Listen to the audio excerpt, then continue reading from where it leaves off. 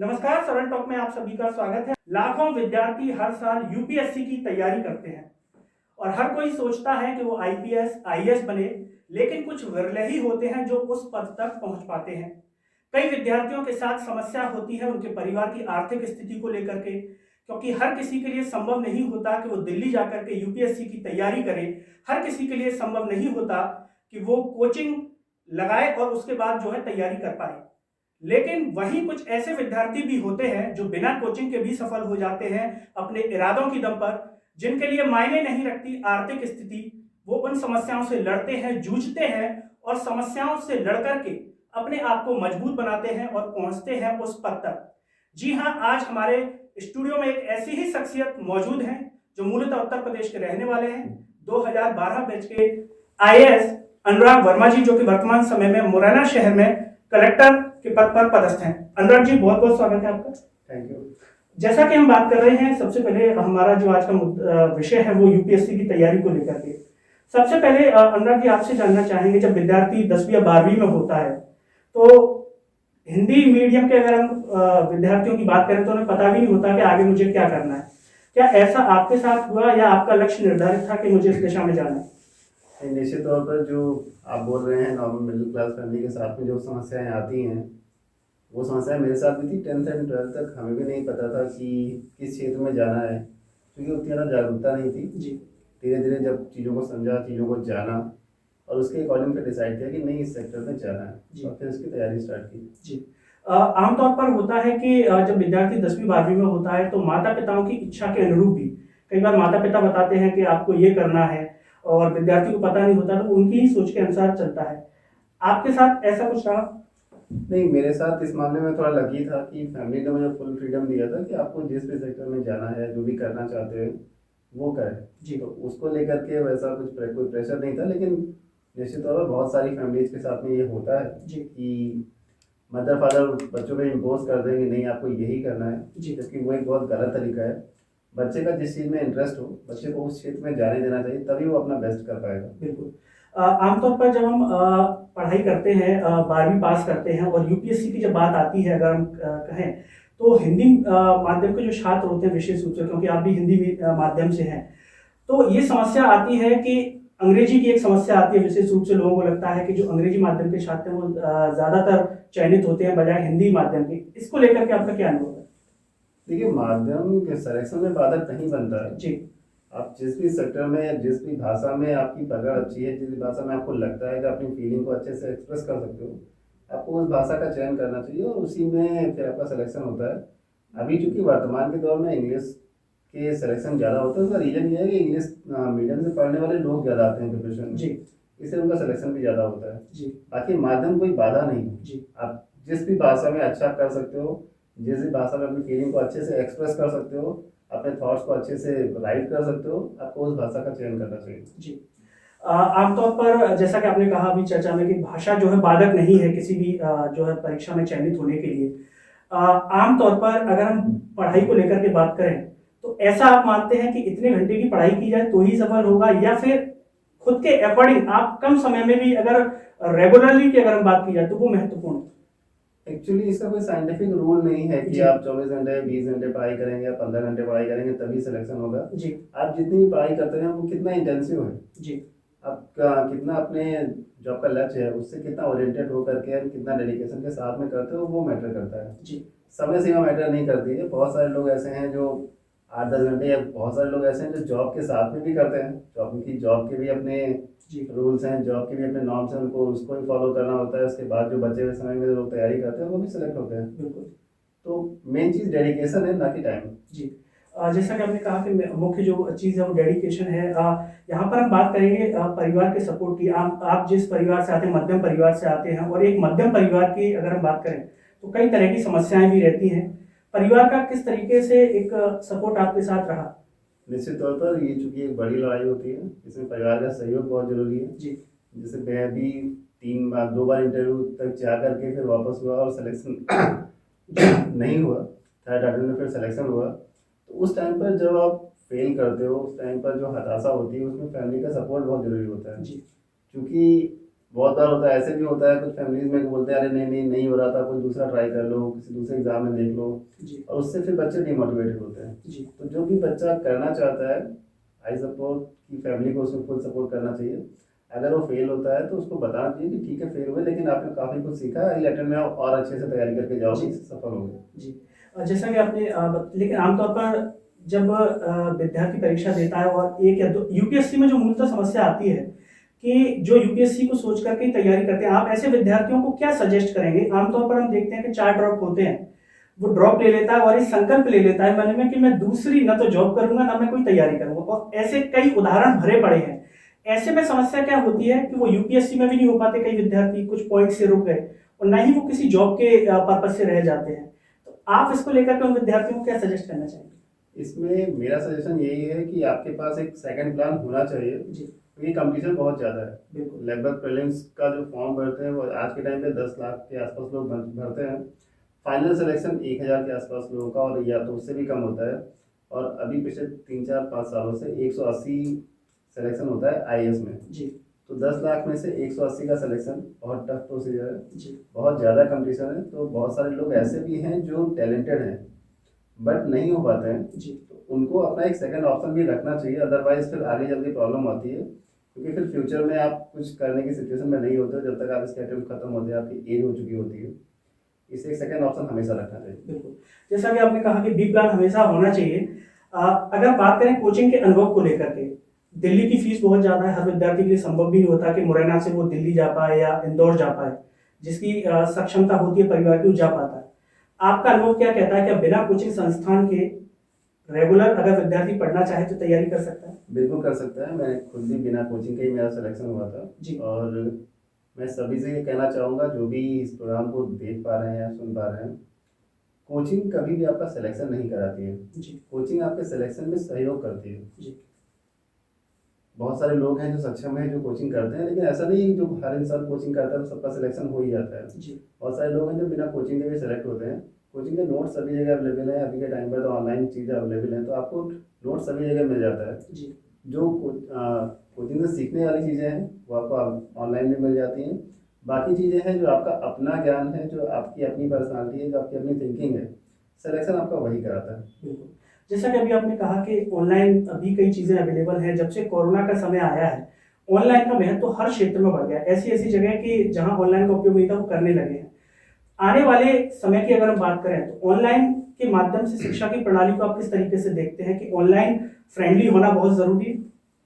निश्चित तौर पर जी जैसे मतलब समय के साथ जो परिवर्तन आते हैं, जी हमें उसको ढालना ही होता है, अदरवाइज फिर हम पीछे रह जाते हैं। जी तो जो चेंजेस आए हैं निश्चित तौर पर, कोरोना से पहले भी ऑनलाइन सिस्टम थे, जी बट कोरोना ने उनको ऑलमोस्ट कंपलसरी बना दिया, क्योंकि उस टाइम पर एजुकेशन नहीं पॉसिबल थी या गैदरिंग नहीं पॉसिबल थी। तो जो भी लोग अपनी एजुकेशन या जो भी चीज़ें इसको रूटीन में उन लोगों ने चालू रखा, उसके लिए ऑनलाइन एक सिस्टम बना उनका, ऑनलाइन एक माध्यम बना, जी और लोग उसके सहयोग से अपनी एजुकेशन भी स्टार्ट किए जी रहे, और बाकी और भी जो काम करते थे वो भी कर रहे थे। बिल्कुल। विशेष रूप से अगर हम बात करें ग्रामीण प्रदेश के जो छात्र हैं, ग्रामीण जो विद्यार्थी हैं, चाहे वो 10वीं में हो, 12वीं में हो, तो ऐसे विद्यार्थी अगर आमतौर पर हम देखें तो शायद टेक्नोलॉजी कभी इतनी फ्रेंडली नहीं है।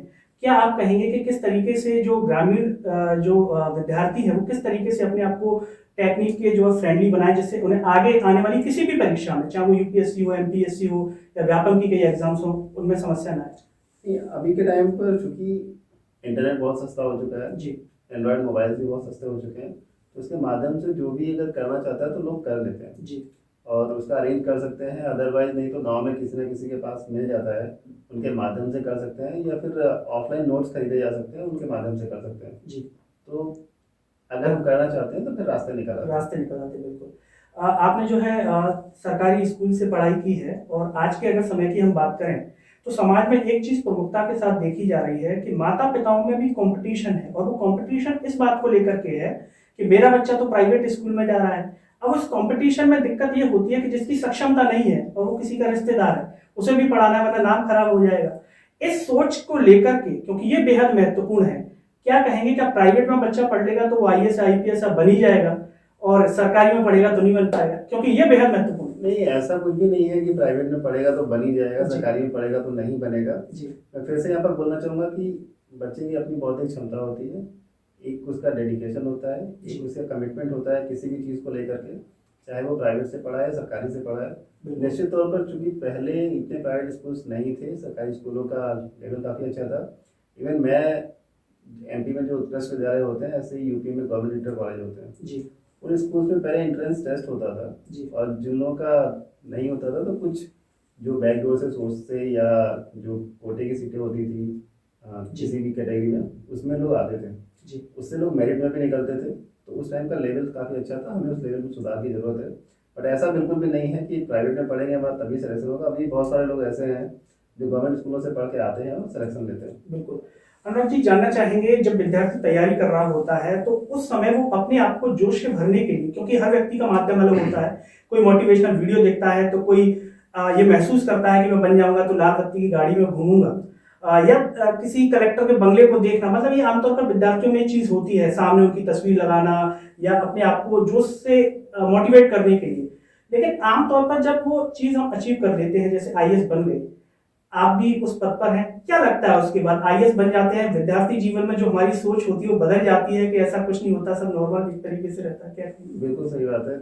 जब हम प्रिपरेशन कर रहे होते हैं या पढ़ाई कर रहे होते हैं तब हमारा थॉट अलग होता है, हमें लगता है। जी लेकिन जब हम कि बहुत बड़ी चीज़ है, लेकिन एक बार जब हम उसमें आ जाते हैं उस लाइन में, तो हमें लगता है कि जैसे अदर जॉब्स हैं वैसे ही हमारी ये भी एक जॉब है। इस जॉब की अपनी रिस्पॉन्सिबिलिटीज़ हैं, जी और उन्हीं रिस्पॉन्सिबिलिटीज़ को हमें पूरा करना होता है। जी तो ऐसा कुछ नहीं है कि बहुत ज़्यादा डिफरेंस है। जी आईएएस भी नॉर्मल इंसान ही होते हैं, नॉर्मल इंसान ही बनते हैं और नॉर्मल इंसान ही रहते हैं। रहते हैं, बिल्कुल। जैसा कि आपने रेस्पॉन्सिबिलिटीज की बात की, जब भी कोई अधिकारी किसी जिले में जाता है तो हर अधिकारी की अपनी प्राथमिकताएं होती है, प्रायोरिटीज होती है, जैसे कि आपने अभी हाल ही में मुरैना जिले में जो है पदभार संभाला है, तो क्या आपकी यहाँ प्राथमिकताएं हैं? हर जिले का अपना एक अलग तासीर होती है।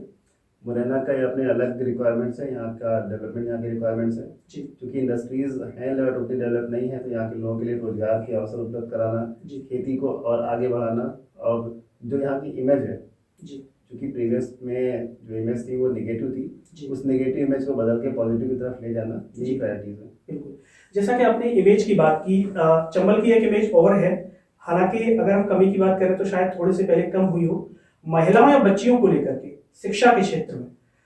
तो क्या लगता है कि मुरैना जिले में जो भी महिलाएं अधिकारी आते हैं, जैसे कि रेणु तिवारी जी कमिश्नर थे उस समय, और प्रियंका दास जी आईएएस थे महिला, तो इन जब ऐसे अधिकारी आते हैं, पूरे जिले को संभालते हैं, काम करते हैं, तो क्या इनसे लोगों की मानसिकता में बदलाव देखते हैं? क्योंकि आपसे हजारों लोग प्रतिदिन मिलने आते हैं, तो महिलाओं का शिक्षा के प्रति आप इसमें बदलाव देख रहे हैं लोगों? निश्चित तौर पर बदलाव हो रहा है। पहले यहाँ पर बच्चियों को अपना एजुकेशन पर ध्यान नहीं दिया जाता था, जी अभी दिया जाता है। स्पोर्ट्स में भी हमारी कई सारी बच्चियाँ आगे निकल रही हैं। जी हॉकी की टीम यहाँ की है, क्रिकेट खेल रहे हैं। अभी 2 दिन पहले ही महिला क्रिकेट का जो टूर्नामेंट है वो मुरैना में ही संचालित हो रहा जी। है, मैं गया भी था उसमें। उसमें भी मुरैना की टीम है। तो निश्चित तौर पर बालिकाएं जो पहले का स्तर था या पहले पेरेंट्स उतना ध्यान नहीं देते थे, जी उसमें बदलाव आ रहा है और बिल्कुल। बच्चियाँ भी आगे आ रही हैं। जी, जैसा कि आपने अभी एक्स्ट्रा करिकुलर एक्टिविटी की बात की, शिक्षा के साथ साथ चाहे हम किसी भी क्षेत्र में काम करें, किसी भी एक गेम्स का साथ में होना या उसको खेलना कितना महत्व मानते हैं आप इसका? कोई भी एक्स्ट्रा करिकुलर एक्टिविटीज बहुत जरूरी है, बिकॉज ये आपके माइंड को थोड़ा सा डाइवर्ट करते हैं, थोड़ा जी सा पॉजिटिव वे की तरफ लेकर के जाते हैं। जी पढ़ाई के टाइम पे या प्रिपरेशन के टाइम पर बहुत बार ऐसा होता है कि जब आप फेल करते हो तो आप बहुत निगेटिव थॉट में चले जाते हो जी या आप हीन भावना से ग्रसित होने लगते हो।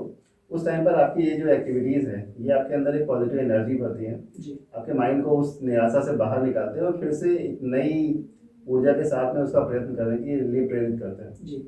आप उत्तर प्रदेश से हैं, जब आपका रिजल्ट आया, चयनित हुए, तो वो जो फीलिंग्स थी, चाहे वो परिवार की हो, रिश्तेदार की हो, और आमतौर पर अगर हम समाज में देखें, आप जो मध्यम परिवार होते हैं, कि उदाहरण भी दिए जाते हैं कि भाई उस फलाने का बच्चा सेलेक्ट हो गया, आप क्या कर रहे हो, आप तो इस पर रह गए, इस तरीके के निश्चित तौर पर आपके भी उदाहरण दिए जाते होंगे। लेकिन ऐसे उदाहरण देने के बाद जब हमें सुनने को मिलते हैं तो हमारी जिम्मेदारी और भी बढ़ जाती है, कि क्योंकि लोग हमें फॉलो करते हैं, हम उनके आइडियल हो जाते हैं एक तरीके से, तो उस चीज को बनाए रखना कितना चैलेंजिंग होता है?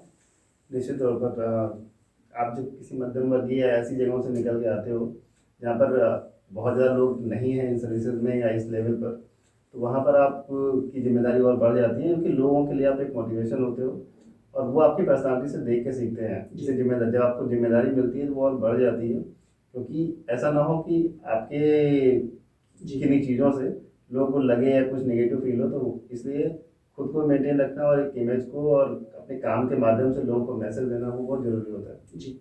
अगर हम बात करें पढ़ाई के दौरान कई विषय होते हैं तो आमतौर पर विद्यार्थियों का ये कहना भी हम देखते हैं कि भाई इस विषय का मतलब क्या है, जब हम जॉब करेंगे तो इसकी तो आवश्यकता ही नहीं है, इस सब्जेक्ट की ये क्यों डाल दिया गया है।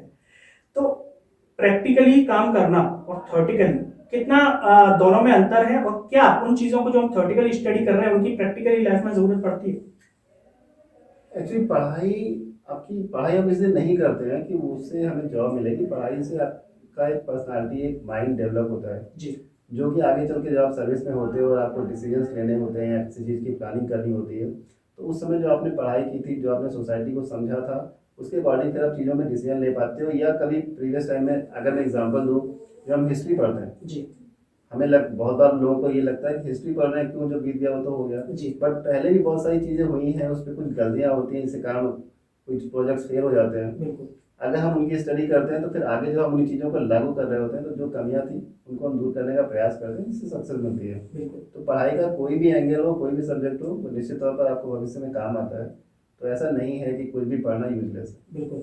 अगर हम बात करें किसी भी क्षेत्र की चुनौतियों की, जैसा कि आपने चर्चा की शुरुआत में ही कहा कि हर क्षेत्र की अपनी एक तासीर होती है, तो निश्चित तौर पर कुछ समस्याएं भी सामने आती हैं। तो मुरैना में किस तरीके की चुनौतियां आप मानते हैं?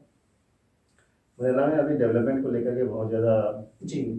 संभावनाएं हैं, क्योंकि अभी उतना डेवलपमेंट नहीं हुए, लोगों का एक माइंडसेट अभी उतना नहीं है जी। विकास की तरफ, एजुकेशन की तरफ। जी। तो उस तरफ बहुत ज़्यादा संभावनाएं हैं, उधर काम करने की ज़रूरत है। बिल्कुल। तो अगर हम बात करें जनता के सहयोग की, एक आमतौर पर हम देखते हैं कि किसी भी जिले का जो आईएएस होता है, कलेक्टर होता है, जनता बड़ी उम्मीद करती है प्रशासन से, लेकिन यहाँ पर मेरा सवाल ये है कि जनता का भी सहयोग कितना महत्वपूर्ण है? एक्चुअली पब्लिक सभी जगह अच्छी चीज़ों का सपोर्ट करती है। जी। जैसे जैसे आप उनको कॉन्फिडेंस में लेते हो, उनको समझाते हो कि ये जो चीज़ें हैं, बिल्कुल। क्योंकि ऑफिसर जो भी कर रहा होता है, जो इस क्षेत्र में है उस क्षेत्र के लिए ही कर रहा होता है। जी। जैसे ही लोगों को समझ में आता है, वैसे ही लोग फिर आपके साथ होना शुरू हो जाते हैं। बिल्कुल। मैं इसी जिले में पहले सीईओ जिला पंचायत भी रहा हूँ, मैंने तभी इस चीज़ को फील किया था। लोगों को समझाने में टाइम लगता है, लेकिन एक बार जब लोग समझते हैं कि नहीं ये एक अच्छा काम है, तो सभी लोग फिर सपोर्ट में आते हैं। जी। यही कारण था कि उस समय स्वच्छ भारत अभियान चल रहा था, और उस समय जो कि एक बहुत टफ काम था, और पहले लोग मानते थे कि मुरैना में संभव नहीं है, बट लोगों का सहयोग मिला और वो यहाँ पर संभव हुआ। बिल्कुल। आइए, अगर हम जॉब की बात करें, 24 घंटे की जॉब होती है, कभी भी कोई समस्या आ सकती है, और ऐसे में एक परिवार का सपोर्ट आप कितना मानते हैं इस जॉब के, क्योंकि परिवार को भी समय देना अपनी एक जिम्मेदारी होती है पारिवारिक सदस्य के तौर पर, और फिर पूरे जिले को संभालना। आपकी जो लाइफ है वो प्रोफेशनल एंड पर्सनल दो लाइफ से मिलकर बनती है। जी। निश्चित तौर पर दोनों लाइफ में बैलेंस होना बहुत जरूरी है। और दोनों प्रोफेशनल में बहुत बार ऐसा भी होता है कि टफ चैलेंजेस आते हैं, आप परेशान भी होते हो, उसमें फैमिली का सपोर्ट बहुत जरूरी होता है। जी। तो वो तो एक चेक एंड बैलेंस है, दोनों लाइफ का एक अपना इम्पोर्टेंस है, उसके अकॉर्डिंग चीज़ें होती हैं। बिल्कुल। अनुराग जी, अभी हाल ही में कई परीक्षा मध्य प्रदेश में भी हो रही है, जैसे कि एमपीपीएससी 2021 में 3 बार होने वाला है प्री, और एमपी पुलिस को लेकर के भी मध्य प्रदेश में विशेष रूप से विद्यार्थी तैयारी कर रहे हैं, यूपीएससी की भी एग्जाम होती है। उन सभी विद्यार्थियों को, और विशेष रूप से मुरैना में आप पदस्थ हैं, तो मुरैना के जो छात्र हैं उन्हें आप क्या संदेश देना चाहेंगे?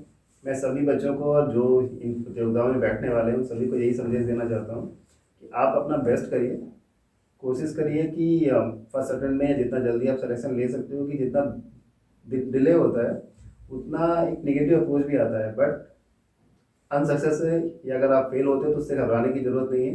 नेक्स्ट अटेम्प्ट में और अच्छे से कोशिश करिए जिससे कि आप सफल हो सके। हर एग्जाम में आप ये मान के चलिए कि हमारा लास्ट एग्जाम है, उसके लिए बेस्ट करिए, निश्चित तौर पर सफलता आपके कदम चूमेगी। बिल्कुल। तो दोस्तों, ये थे हमारे साथ मुरैना शहर के कलेक्टर अनुराग वर्मा जी, जिन्होंने बताया कि आप तैयारी करें, आने वाली समस्याओं से बिल्कुल घबराएं नहीं, क्योंकि समस्याएं अगर आपके मार्ग में आती हैं तो निश्चित तौर पर वो आपको कुछ ना कुछ सिखा के जाती हैं। अगर आप एक अटेम्प्ट में फेल हो जाते हैं तो दोबारा ट्राई करें, अपने इरादों को मजबूत रखें, सफलता आपके कदम चूमेगी। लेकिन ऐसा भी नहीं है कि आप आईएएस आईपीएस बन जाते हैं तो आपकी सारी समस्याएं खत्म हो जाती हैं। चुनौतियां आपके मार्ग में तब भी आती हैं, लेकिन वो चुनौतियां निश्चित तौर पर आप में कहीं ना कहीं निखार पैदा करती हैं। जैसा कि अनुराग वर्मा जी की आपने पूरी कहानी सुनी, उनके बारे में जाना कि किस तरीके से वो आईएएस बने, एक मध्यम परिवार में होते हुए कई चुनौतियों से लड़े, ये केवल बोलने के लिए नहीं है, बल्कि हकीकत में उनके परिवार में ये सारी जो समस्याएं वो रही और उसके बाद वो इतने बड़े पद पर पहुंचे। तो निश्चित तौर पर आपको उनकी इस पूरी स्टोरी से सीखने को मिला होगा। दोस्तों मेरे साथ फिलहाल इतना ही, अगले वीडियो में आपसे फिर होगी मुलाकात। और साथ ही साथ चलते चलते अनुराग जी, हम आपका भी सहृदय से धन्यवाद करना चाहेंगे जो आप अपने कीमती समय हमारे कार्यक्रम के लिए निकाला। दोस्तों मुझे दीजिए इजाजत, नमस्कार।